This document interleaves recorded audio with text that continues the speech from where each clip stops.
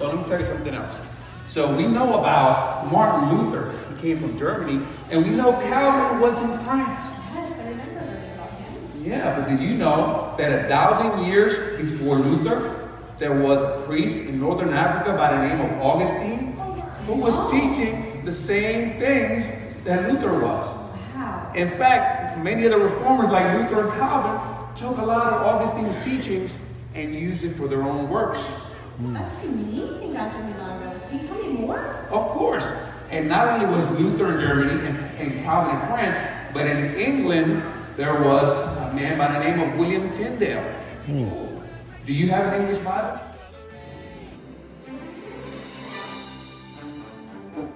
But I've had a passion to get the scriptures into common English language so our people can understand. So I've been having this for a while. Now, there's a lot happening. You may have heard about this guy named Martin Luther. He is shaking things up right now in Germany, right now as we speak. There's a lot happening.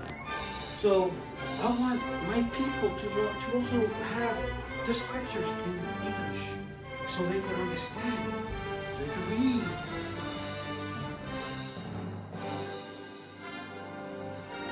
And you know what? There's an interesting book you should read. It's called The Christian Alphabet. Wonderful book. You can read it and it tells you the first steps that you should take in your Christian life. What a wonderful book. I love writing.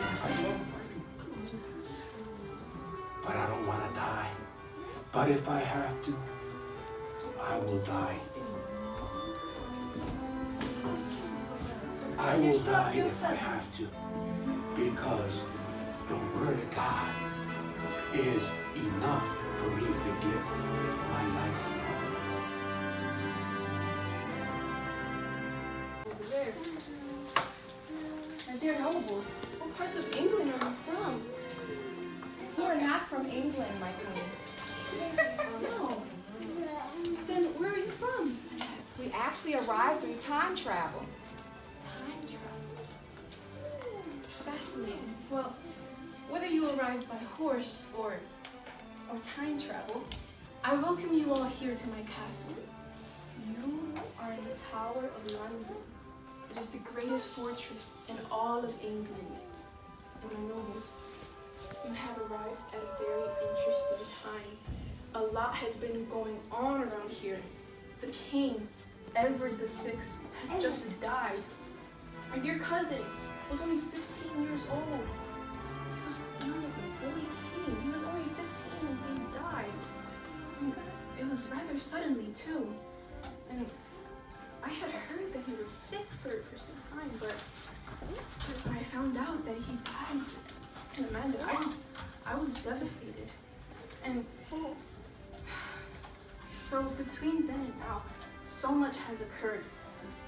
But as you can see, somehow, I don't know how, the crown has fallen upon me.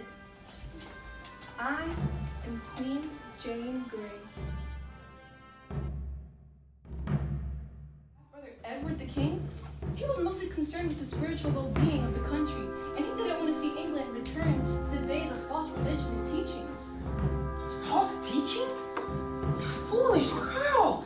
You should have counted your blessings in having been born into royal blood. God has clearly granted favor to those in power and high class.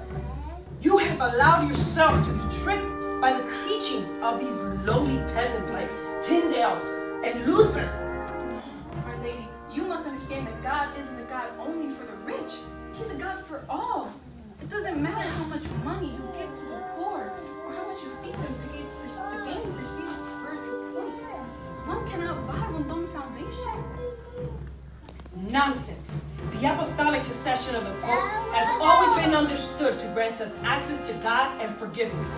This has been our tradition for centuries. Yes, my lady, it has been the tradition, but it does not make it right. We must hold to the authority of Scripture alone. Man is fallible, even the Pope. This is heresy, and for that you shall be sentenced to death. Arrest her at once. Place her in the Tower of London and seek out all those who have conspired against the crown. Hold on. This belongs to me. my nobles, always upholds the truths of Scripture. Salvation is gained only by faith alone, in Christ alone.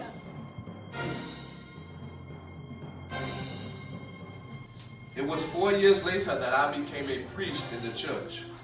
And some years after that, I was promoted to Bishop of Hippo, a town located in North Africa, close to where I was born.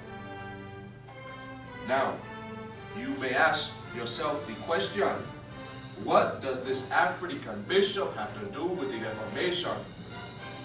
Good question. Let me ask you a question. Have you ever heard of Martin Luther? Zwingli? How about John Calvin?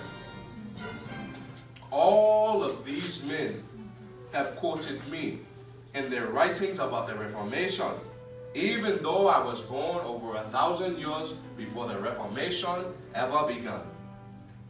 You see, Martin Luther studied my works as a young man and considered himself to be Augustinian in theology. You see, Martin Luther developed his doctrine of grace from reading my writings. The doctrine which says that none of us can work our way to God. That if we are going to be saved, it must be a gift given to us by God. That there is nothing that we can do to earn the favor of God. Grace.